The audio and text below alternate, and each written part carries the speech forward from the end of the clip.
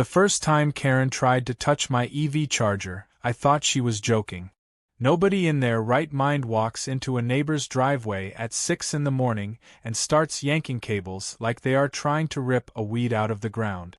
But there she was, squat stance, teeth gritted, one hand gripping my level 2 charger like it personally insulted her. My coffee mug nearly slipped from my hand as I stood at my window. It made 0 sense. Until it did. I moved into this quiet suburban neighborhood because the listing promised peace, modern conveniences, and people who minded their own business. The place was full of luxury SUVs, inflated property values, and a self-appointed neighborhood queen named Karen. I had been warned by the realtor that some residents were highly involved in maintaining aesthetic standards, which is code for someone who thinks they are the HOA president even if they are not. And Karen embodied that more perfectly than a dictionary ever could. The day I installed my EV charger, she was quick to appear. She marched across her pristine driveway, high heels clicking aggressively, and tapped on my shoulder like she was writing an angry essay on my spine. She demanded to know if I had requested permission to alter curbside infrastructure. I calmly explained that the charger was entirely on my property, installed by a certified electrician, and that my curbside dates back to the actual curb. She glared at the shiny wall-mounted unit like it was a vulgar piece of graffiti. I told her I intended to power my car with renewable energy. She scoffed and muttered something about how real cars take gasoline and people should not mess with the ecosystem of the neighborhood. Whatever that meant. Over the next week, I caught her peering from behind bushes, pretending to trim hedges with clippers that never pointed anywhere near a branch. My security camera picked up her pacing in front of the charger, clasping her hands like she was debating existential moral dilemmas. She made multiple attempts to call inspectors on me, but each one left shaking their head, telling her she had no authority and my installation was fully legal. Every time she lost a battle, her determination hardened. I could feel her plotting. One night, as I plugged in my car, she approached me with a wide artificial smile.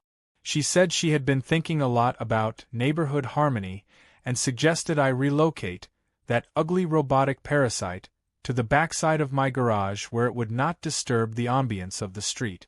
Her smile did not reach her eyes. I told her my charger stays right where it is and wished her a good evening.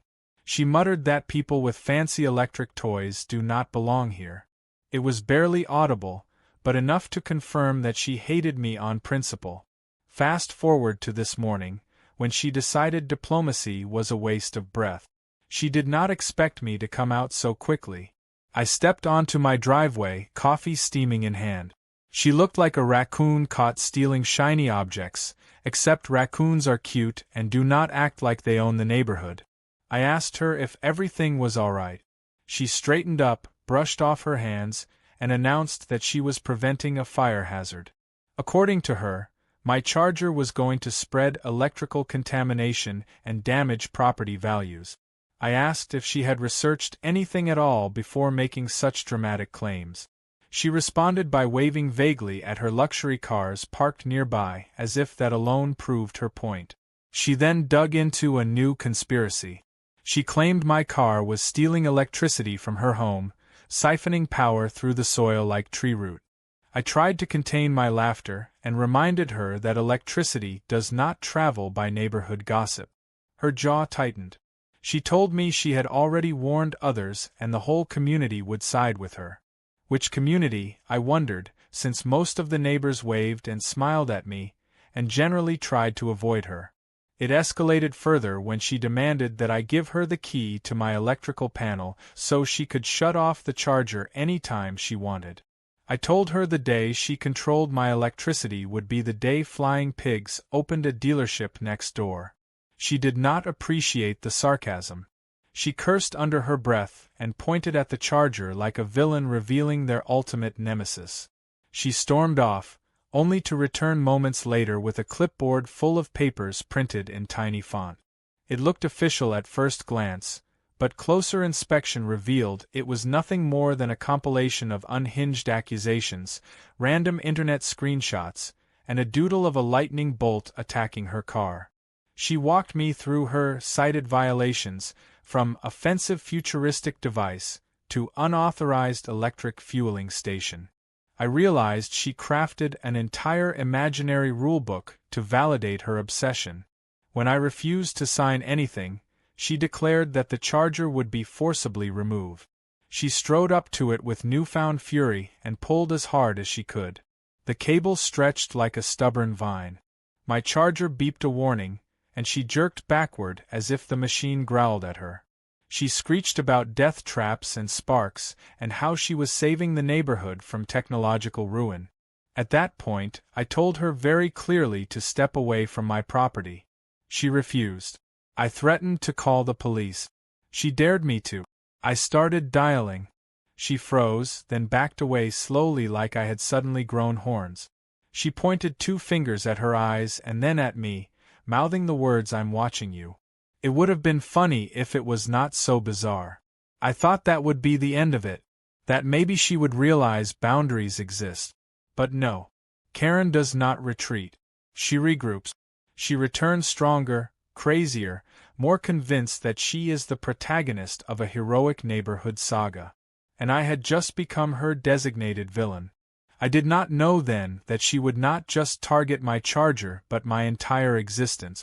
What began as silent staring and passive-aggressive comments would grow into sabotage and a war for control. And this morning's showdown was only step 1 in her twisted escalation. I took a deep breath, ready to face whatever craziness she planned next. Tried but needed more information. Karen said, "Tell them there is an ongoing cyber attack between vehicles." Mark blinked and asked for a simpler explanation. She yelled, "Fire!" There was fire. "That's enough." He dialed. Firefighters arrived quickly and inspected the damage. They asked what happened. Karen launched into a dramatic monologue about my weaponized charger. The firefighters stared at her with an expression somewhere between disbelief and deep regret for their career choices. They examined her car, shook their heads, and calmly explained that the fire was caused by her modifications. They pointed out melted wires and improperly connected circuit. Karen accused them of being bribed too. By the time the flashing lights disappeared, Karen was shaking with fury. Her gaze locked onto me like a sniper locking onto a target. She vowed she wouldn't rest until she destroyed the electric monster attached to my wall. That was the moment I realized this war had crossed into territory where logic had no power. She wanted revenge. And she wasn't done yet. Because while the convertible fire was bad, it was only the opening act. The real explosion was coming. And this time, it would involve her prized SUV. The bigger the toy, the bigger the blast. Karen's garage became a battlefield that week. I watched from my window as she unloaded the biggest collection of hardware store chaos I'd ever seen. Insulation rolls, stray wires, zip ties, bright orange extension cords, random PVC pipes, and what might have been a leaf blower modified by a mad scientist. She laid the items across her driveway like she was assembling a Frankenstein engine shield. She told anyone passing by that she was future-proofing her luxury vehicles against my charger's dangerous energy influence. The neighbors walked faster than usual when she spoke. Her first genius idea involved taping magnets around the edges of her convertible's hood to deflect rogue electrons. The magnets clanked together like confused metal ducks. She slapped each one into place while glaring toward my charger, convinced she was winning an invisible war. Then she lifted each wiper blade and wrapped them in aluminum foil, muttering about grounding static. Her determination would almost be admirable if it weren't absurd. Meanwhile, I tried to go about my week like a normal adult. I had a job, projects to complete, and a life outside of neighborhood lunacy. But Karen made it impossible to ignore the escalating tension. Every time I stepped outside, she tracked me with those hawk-like eyes, evaluating my movements as if I might secretly command the charger to attack. She would shout things like, "I'm logging this," while scribbling nonsense into a notebook titled Neighborhood Energy Interference Log. I considered sending her a fruit basket of copper wiring and tin foil just to see how deep the rabbit hole went. The next escalation came on Tuesday evening. I returned home to find yellow caution tape stretched around my driveway like a crime scene. A laminated sign hung from the tape that read, "Unauthorized electricity investigations underway. Citizens must abstain from plugging in." The ridiculousness made me laugh, but the tape technically blocked my own property. I tore it down and tossed it into my garbage bin. Karen emerged from her garage like a vampire interrupted during feeding. She accused me of obstructing an official neighborhood safety audit. I told her the only official thing about this situation was the police report I would file if she trespassed again. She gasped as if I had threatened to ban all holiday decorations. Karen responded with silence. Not the peaceful kind. The plotting kind. I could practically hear gears turning in her head as she retreated into her garage. I didn't trust that silence, so I checked my cameras again that night. Sure enough, she was back creeping around in the shadows. But instead of attacking the charger this time, she was connecting something to her own cars. A thick cable snaked across the driveway into her toolbox contraption. She strapped electrodes onto her vehicles like they were undergoing shocking therapy.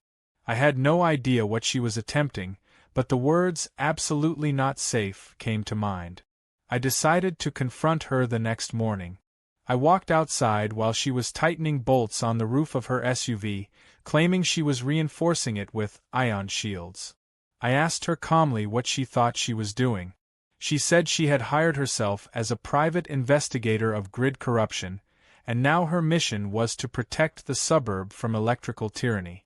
She accused me of weaponizing my charger. I told her if she kept tampering with her cars like that, they would blow up long before my EV had the chance to blink. She insisted her expensive vehicles were built to withstand elite threats.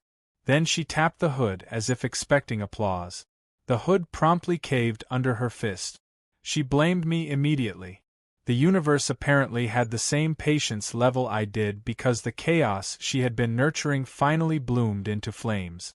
But before that ignition moment, there was a brief calm when she attempted diplomacy for about 5 minutes. Karen marched to my front door unannounced while I was on a conference call. She demanded that I unplug my charger and keep it unplugged until she personally audited it. I told her no. She insisted that compromise was important for community wellness. I pointed out she had never compromised a single thing in her life. She shouted that I was a selfish energy hoarder who cared nothing about others. I shut the door gently because slamming it would give her victory.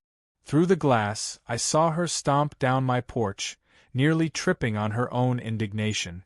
That afternoon, I began noticing a buzzing noise. Not from my charger. From her driveway. It was like a hive of confused bees trapped in a metal box. I saw sparks briefly flicker under one of her vehicles. She didn't react. She had earbuds in, bobbing her head to a song while she tightened more wires. That image of casual ignorance seconds before disaster would replay in my head for a long time. I stayed inside preparing dinner when a popping sound echoed down the street. It was followed by a high-pitched yelp. I ran outside with half-cut vegetables still in my hand. Karen was frantically waving smoke away from her convertible like she was swatting at invisible attackers. A thin trail of smoke snaked out from beneath the car. She shouted that my charger was launching a silent attack. Then, in a moment that felt both horrifying and bizarrely cinematic, her engine coughed out a fireball the size of a basketball. She shrieked as small flames licked up the sides of the vehicle. The smell of burning plastic and overpriced materials filled the air. She screamed for someone to stop my charger from transmitting combustible waves. I grabbed a fire extinguisher and sprinted toward the blaze. While she accused me of causing this, I aimed the extinguisher under the hood and blasted foam until the fire surrendered. The convertible sat there smoking, melts and scorch marks decorating the glossy paint. Before I could catch my breath, she shoved me back and yelled that I had interfered with evidence. She claimed I didn't want investigators to discover my charger's lethal capabilities. She insisted I be arrested on the spot for attempted vehicular arson. I told her I had just saved her car, but she argued that the fire would have revealed the truth if I had let it speak fully. She took photos of everything, including the extinguisher residue, convinced it was proof of sabotage. The neighbors gathered, whispering, pointing, trying not to laugh. Karen spun around and shouted for everyone to back away from the electrical danger zone. She ordered Mark to call emergency services. Karen's obsession with my charger reached a new level that weekend. I woke up Saturday thinking I might get some yard work done and enjoy a quiet morning. Instead, my phone lit up with notifications from my security cameras. Karen was pacing near my driveway again, staring at the charger like it was plotting against her. I watched in disbelief as she bent down, pressed her ear against the unit, and flinched as if it whispered dark secrets. Then she marched off with a smug nod, clearly satisfied with whatever imaginary evidence she had gathered. I realized that her internal logic operated on a level inaccessible to the average human. Later that afternoon, I heard shouting outside. Karen was waving down a man in a neon yellow safety vest and dragging him toward my driveway. He looked confused, juggling a toolbox and some paperwork. Karen introduced him loudly as the expert who will shut down the illegal device. The poor guy glanced at the charger and then asked politely if I was the homeowner. When I said yes, he rubbed his forehead and admitted he had been told there was a malfunctioning public charging station causing sparks. This was not that. He checked a few things while Karen hovered, arms folded like a strict hall monitor. He confirmed everything was safe and code compliant. Karen looked betrayed, as if the electrician had abandoned the cause. She stomped away, muttering that he was probably bribed by the electric car lobby. The next escalation came in the form of a town hall email thread. Karen blasted out a long message accusing me of introducing a dangerous futuristic infrastructure that threatened property values and would eventually attract outsiders with weird electric car behaviors. She CC'd practically everyone within a 5-mile radius. I responded with a short, factual message stating my charger was permitted and private and located entirely on my property. Responses trickled back over the next few hours. Most supported me, some ignored the drama entirely, and one person jokingly asked if they could borrow my charger when they got their own EV. Karen reacted like she had been stabbed. She replied that no one was allowed to encourage my eco-terrorism. One neighbor, a calm middle-aged guy named Mark, approached me with a sympathetic expression. He said, "Karen is passionate." Then he offered a half apology for the neighborhood, as if he had personally chosen her to represent them. He revealed that she had previously campaigned to ban trampolines because they made the suburb look like a circus. She had attempted to enforce rules requiring all cars to be a respectable neutral color. She once tried to shut down a community barbecue because grilled meat might attract raccoons who would then devalue the market. She lived for conflict dressed up as civic duty. While most people saw my EV as a step toward the future, Karen saw it as a neon sign screaming rebellion. So she doubled down.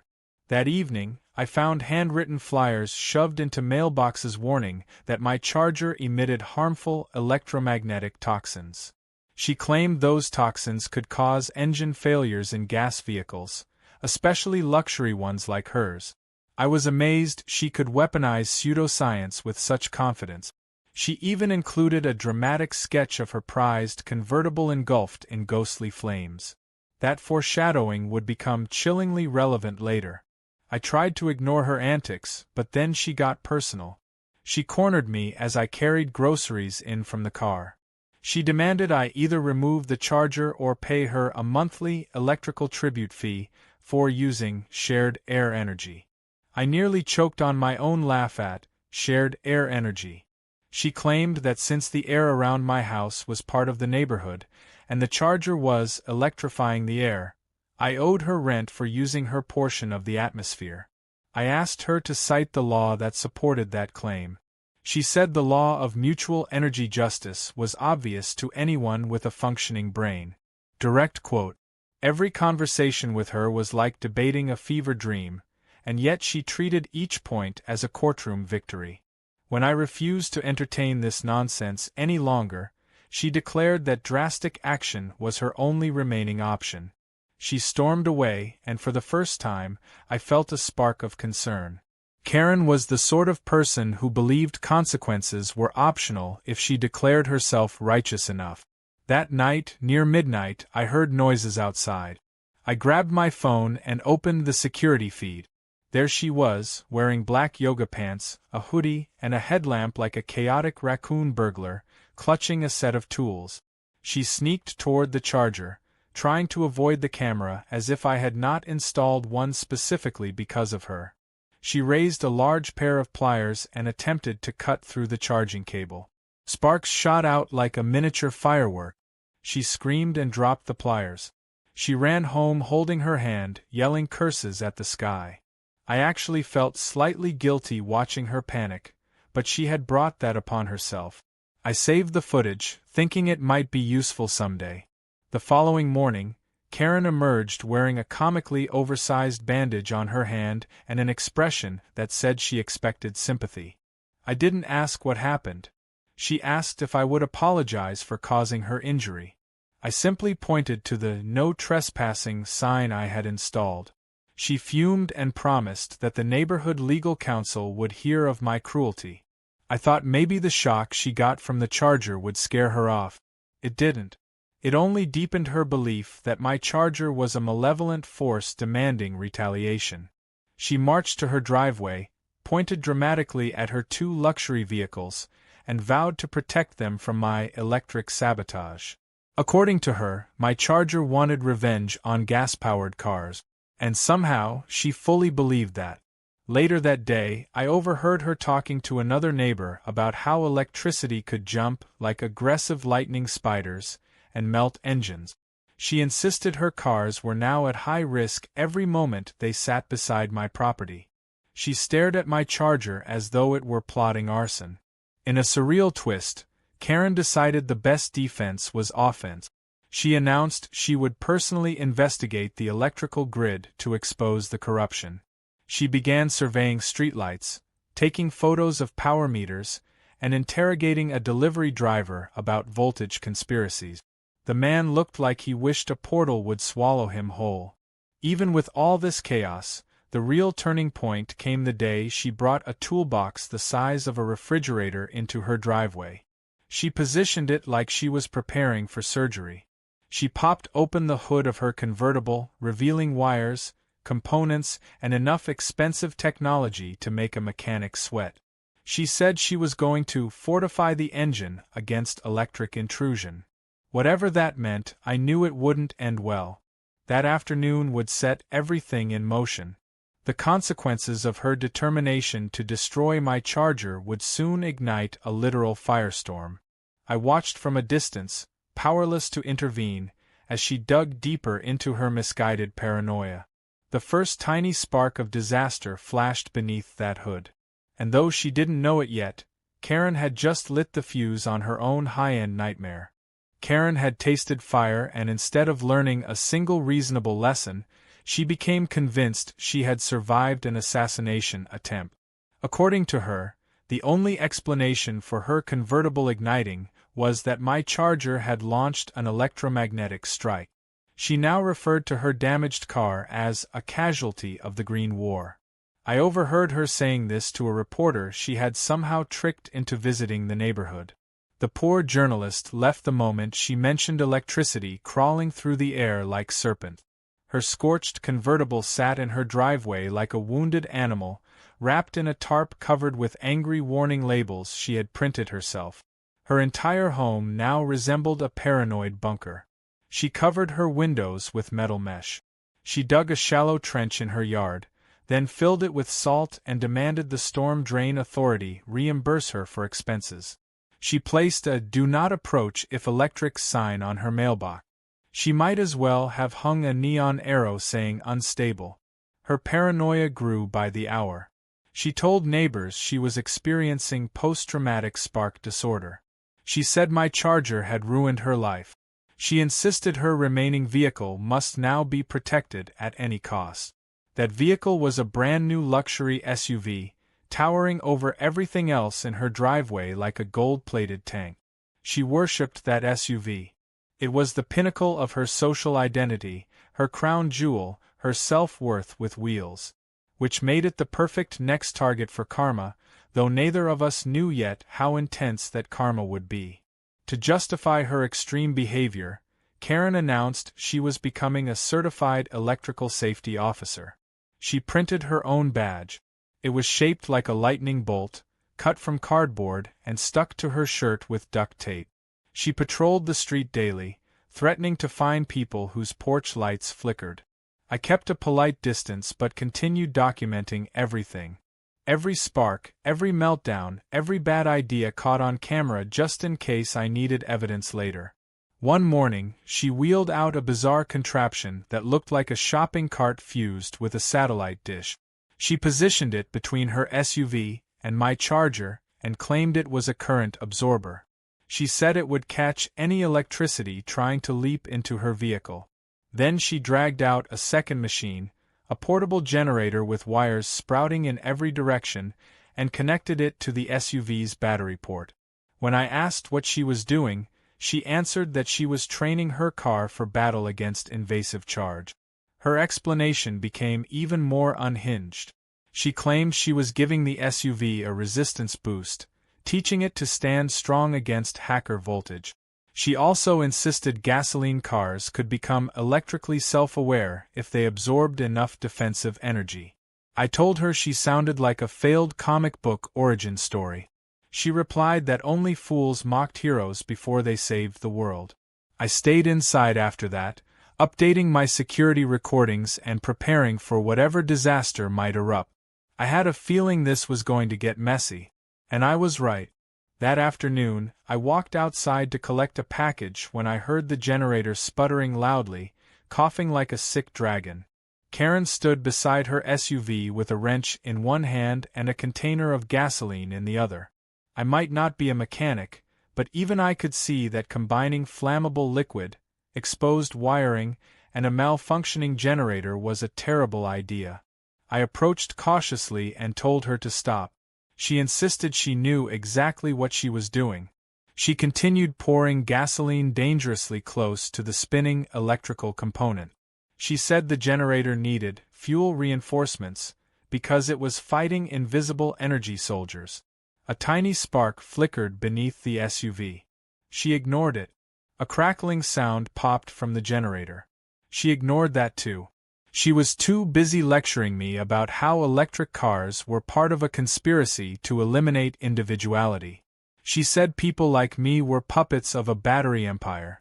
I told her to step away from the flammable setup before she turned herself into a cautionary billboard. She rolled her eyes and called me dramatic. Then the spark turned into a flame the size of my fist. She screamed as the fire began dancing around the tangled cables. She dropped the gas container but not far enough away. I sprinted toward my garage to grab another fire extinguisher. By the time I turned back, flames were licking up the side of the SUV like they had been waiting for permission to party. The generator erupted in sparks and smoke, growling like a mechanical volcano. Karen ran in circles, shrieking for someone to arrest the electricity. She yelled that my Charger was sending fire missiles through the air. The neighbors rushed outside. Panic rippled through the street. I dashed to the SUV and unleashed the extinguisher again, foam smothering the fire before it reached the fuel tank. My heart raced so hard I could feel it in my teeth. I saved her car for a second time, and once again she reacted like I had interrupted divine justice. She shoved me, pointed at my Charger, and shouted that I had planned this from the beginning. She said I wanted her to panic so I could swoop in and pretend to be the hero. She called me a manipulative pyroelectric villain. I stared at her, foam dripping off the extinguisher nozzle, and wondered if logic had ever existed inside her head. Authorities showed up minutes later because someone reported an explosion risk. The firefighters recognized her from last time and sighed like they already knew the outcome. They examined the wreckage of her generator and told her the fire was again caused by her reckless modifications. She argued until her voice cracked. Then she threatened to sue the fire department for slandering her engineering. When they left, the air smelled like melted technology and burned ego. Karen stood on her lawn, trembling with rage. The SUV had scorch marks and melted wiring visible beneath the frame. A faint wisp of smoke rose like a taunt. She glared at my Charger as if it had personally ruined her reputation. She yelled at me that she was filing a restraining order against my electrical devices. She vowed she would hire real experts, not the imposter fire enthusiasts who kept undermining her discoveries. She stomped into her house and slammed the door so hard her windows rattled. I thought maybe this event would force her to quit. Maybe fear would overpower ego just once. But that hope lasted less than a day. Because the next morning, I woke to the sound of drilling at the edge of my property. Karen was armed with power tools and a frenzy in her eyes. She was installing metal barriers between her driveway and mine. But not fences. She bolted steel poles at angles like she was constructing a defensive spike trap. She claimed she was creating a Faraday barricade to block my Charger's evil electric stingers. Then she dragged a garden hose over and began spraying water at the Charger, shouting for it to short-circuit and confess its crimes. I cut the power from inside before sparks could fly. The water pooled at her feet and soaked her shoes. She yelled that the Charger was using rain magic to attack her back. Her behavior had reached a new peak of chaos, and I knew that the only realistic outcome of her desperation was catastrophe. She had already torched a convertible and nearly detonated her SUV. One more strike and everything she feared would become real. But it wouldn't come from my Charger. No, Karen herself was now the greatest fire hazard in the entire neighborhood, and her next move would turn chaos into a spectacle the whole suburb would never forget. Because the final blow was coming. And when it hit, there would be no extinguisher fast enough to save her beloved SUV from going full fire blast mode. Karen had crossed into the realm of unstoppable disaster, and the neighborhood collectively held its breath every time she stepped outside. The fires she had already caused should have been enough to convince her that her war against my EV Charger was self-inflicted madness. But ego plus paranoia is a flammable mix, and she still believed she was on a righteous mission. The scorch marks on her SUV became badges of honor she showed off to anyone who would listen. She insisted the vehicle was a survivor of electrical terrorism and deserved medals. If it could talk, it would have begged to be sold for parts before another catastrophe. She called a neighborhood assembly in her driveway, dragging chairs into a half-circle like she was organizing a suburban resistance. Only 2 people showed up. Mark because he felt bad and Peggy because she misheard and thought it was a bake sale. Karen lectured them about the dangers of electricity becoming too confident. She pointed at my Charger as if revealing the villain's secret lair. When Mark tried to explain basic electrical safety again, she hissed at him. Peggy left because there were no cupcakes. Karen declared the meeting a success anyway. Her next move involved infiltration. She approached me in the most suspiciously sweet tone imaginable. She claimed she wanted to start over, to heal neighborly wounds, and to understand why I loved my EV so much. I was not fooled, but I played along to avoid further hostility. She asked if she could examine the Charger up close to study its behavior. I said no. She pretended to accept the answer, but her eyes told a different story. There was a plan forming, and subtlety had never been her strength. The following morning, I found a notice taped to my door, as if I had been served papers in a Hollywood drama. It was another homemade document, accusing me of environmental sabotage, automotive abuse, and high treason against the suburb. She demanded I attend a mandatory neighborhood tribunal in her driveway. I tossed the paper in the recycling bin, which I figured was the most respectful place to put it. Karen saw me do it. She gasped loud enough for the birds to panic, and flew back to her driveway in a fury.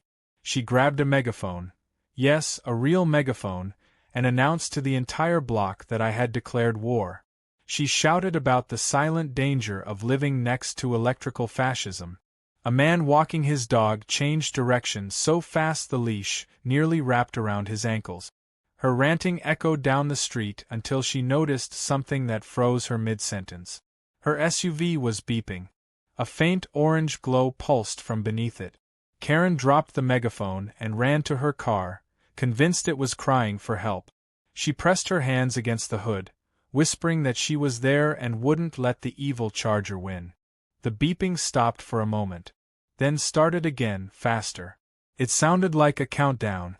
I took a cautious step forward and suggested she disconnect everything. She shouted at me to stay away, claiming I would infect the SUV with malicious voltage. She opened her toolbox and retrieved a set of pliers wrapped in electrical tape like a child's craft project. She crawled halfway under the SUV, and I felt my stomach twist. Her wiring mess from the day before still lay tangled and exposed. Sparks danced like fireflies that wanted revenge. I yelled for her to back out. She yelled that she was in control. The SUV disagreed.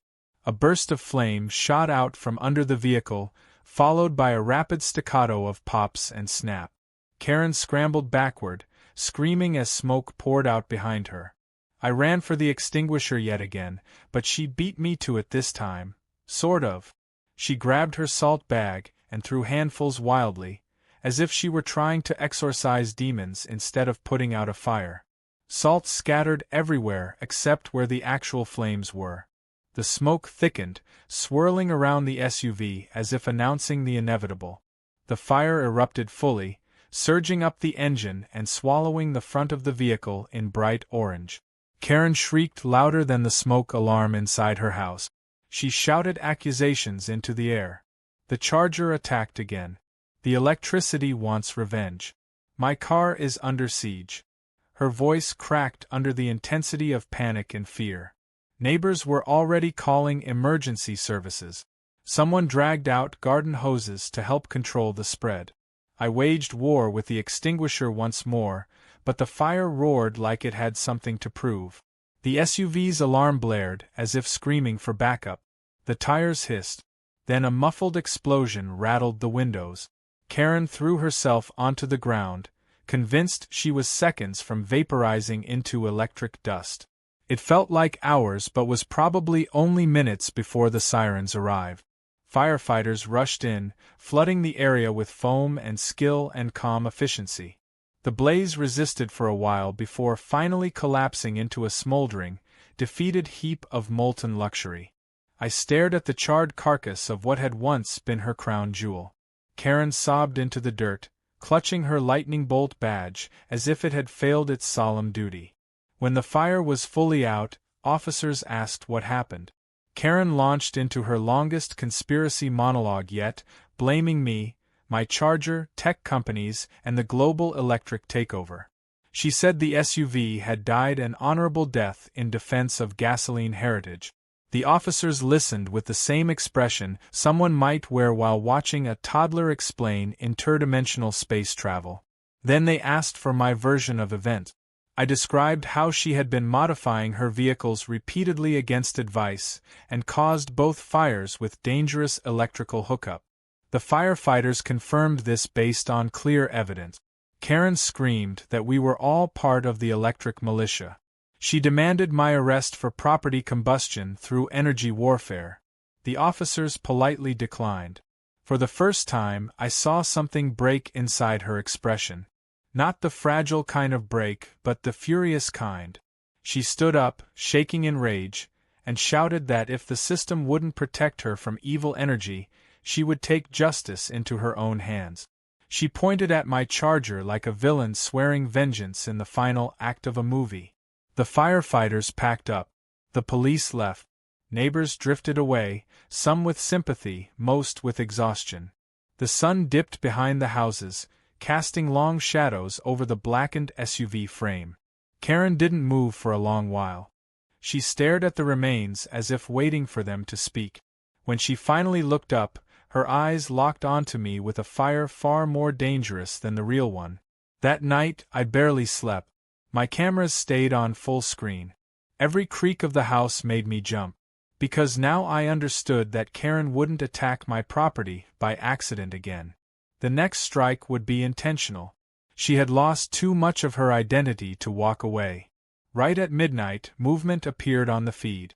Karen, dressed in black again, wielding an object that gleamed under the security lights. It wasn't pliers. It was an axe. She marched straight toward my charger with murder in her eyes. She raised the axe high, breathing fast, ready to strike. I ran toward her and shouted to stop, but she yelled that the charger had already taken 2 cars and wouldn't take her home next. She called me an electric cultist and claimed she was saving the world from battery tyranny. The blade swung down. I grabbed her arm, just enough to deflect the blow into the pavement. Sparks flew as metal scraped concrete. She shrieked that I had interfered with justice. I warned her that I would call the police again. She spat that the police were traitors. Her rage had become a storm with no anchor. The axe shook in her grip. Very dangerous. Karen's grip tightened around the axe, as if letting go would mean surrendering the last shred of control she had. We struggled, her breath ragged with desperation. She kept shouting words that sounded like a conspiracy theorist mixing science fiction and paranoia. I managed to push her away just long enough to back toward my security floodlights, hoping the brightness would snap her into reality. It didn't. She screamed that the light was a trick of the electricity trying to blind her before it took over her brain. I reminded myself that this woman once gave a speech about trash bins being placed at a chaotic angle, and realized she had probably been on the edge of chaos long before I ever moved in. I tried to reason with her. I told her no one was attacking her. No one wanted to hurt her property. She yelled that the evidence was sitting in melted piles behind her. 2 of her most valuable possessions destroyed, and she believed only I benefited from the ashes. She was convinced I stood between the neighborhood and a future enslaved by charging stations. Somehow, she had turned a simple home charger into a symbol of oppression. The more she talked, the more I saw how deeply fear had carved itself into her worldview. She lifted the axe again. I stepped aside, and she swung with a roar that echoed across the neighborhood. The blade slammed into the ground inches from the charger. Sparks lit up like tiny fireworks, showering her shoes. She screamed triumphantly as if she had struck a mortal blow. She raised the axe again, but this time her foot caught on the uneven pavement. Her momentum carried her forward, and she crashed to the ground. The axe clattered away into the grass. She lay there panicking, scrambling to get up, cursing the charger, me, and the universe for plotting against her. I grabbed the axe before she could. She lunged toward me, but she wasn't as coordinated as pure adrenaline had convinced her she was. She stumbled again, and I backed away, telling her to go home. She screamed back that she had no home anymore because electric tyranny had invaded every wall. She demanded I destroy the charger or she would burn down every house on the street to cleanse the power grid of its evil. Her voice cracked as she promised flames would spread so far even satellites would see the smoke. Those words made me pause. Not because of the absurdity, but because there was nothing funny left in her voice. She wasn't making threats for theatric. She sounded broken enough to actually follow through. I told her I was calling the police. She dared me to. Again. But I didn't hesitate.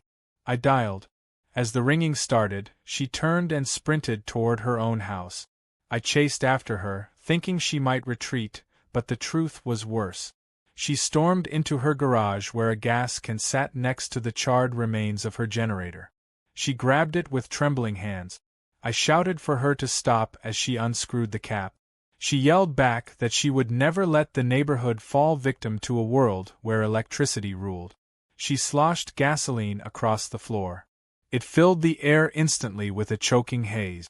She looked around for the next step like her mind was flipping through disaster options.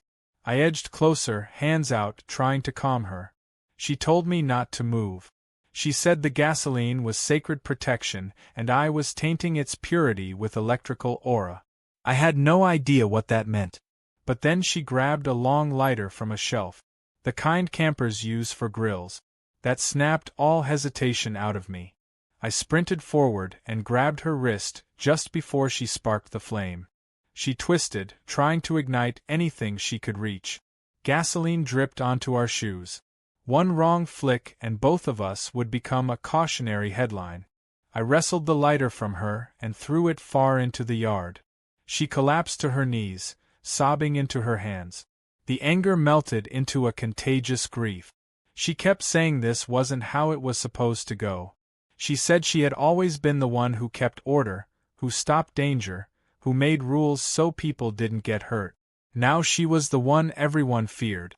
Police sirens grew louder and soon blue lights reflected across the smoke-stained windows of her garage. Officers rushed in and separated us. Karen tried to stand but her legs buckled. She half whispered, half screamed that no one understood. They escorted her outside, where neighbors had gathered in silence.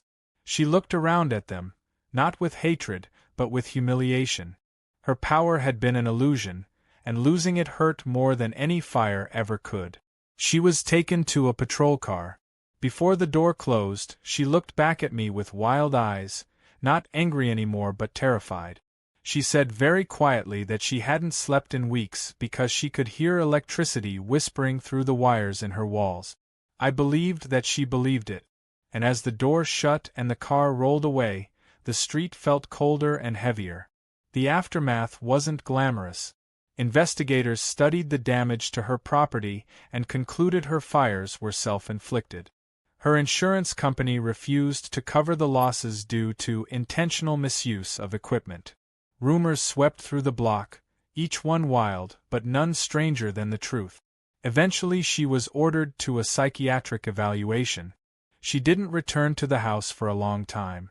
When the new owners arrived months later, they removed the metal mesh, cleaned the scorch marks, and replaced the ruined garage door. The neighborhood slowly returned to something resembling normal. My charger still hung on the wall, silent and harmless. People asked if I ever considered taking it down after everything. I told them fear shouldn't win. Karen never truly fought me. She fought the world changing faster than she could control. Her battles weren't about electricity, cars, or neighborhood rules. They were about holding on to a power she never really had. One evening, months after she left, I noticed a folded piece of paper taped to my mailbox. It was written in familiar sharp handwriting. She apologized, not directly, but through metaphors and dramatic proclamations about losing sight of harmony. She hoped the suburb would be protected from voltage conflicts henceforth. It wasn't the clean apology some might expect, but I understood. It was the best she could do from where her mind had taken her. I kept the note, because this ridiculous nightmare had taught me something important. Technology changes. Neighborhoods change. People change too, even if they fight it. And sometimes the real fire isn't in the garage. It's in the fear that someone's world is leaving them behind. Karen eventually moved to another town. Rumor says she bought a house where every neighbor drives a gas guzzler and solar panels are banned. Maybe she's happier there. Maybe she found a place where the world still makes sense to her. I hope so. As for me, I still charge my EV every night. The quiet hum of electricity feels reassuring now. No one watches from the bushes. No one screams. No flames. Just progress humming along like it always does, whether you love it or hate it. And in the dark of early mornings, sometimes I take my coffee outside and listen to the peaceful silence, where the scariest thing is a squirrel thinking about chewing a cable. I breathe, grateful the war is over. Just a guy, his charger, and a neighborhood that finally understands which one was the real danger all along.